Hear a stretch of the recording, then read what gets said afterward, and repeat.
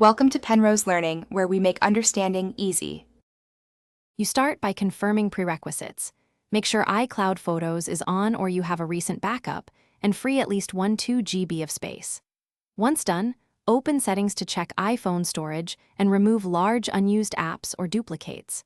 Restart the Photos app and the phone to clear caches. Now you're ready to attempt recovery or fixes. This prevents data overwrite and ensures edits save correctly, so don't skip these first steps.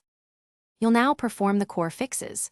Open the photo, tap Edit, and try reverting to the original or reapplying edits to rebuild the image file. Then check recently deleted and hidden albums and restore any missing items. Make sure to recover within 30 days.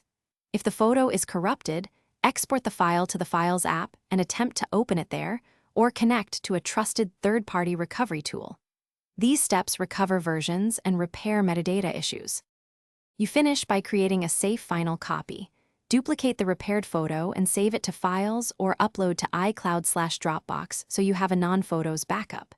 If glitches remain, update iOS, then retry repairs.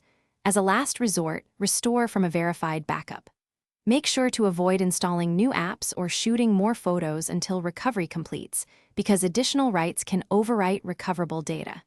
If you hit a roadblock,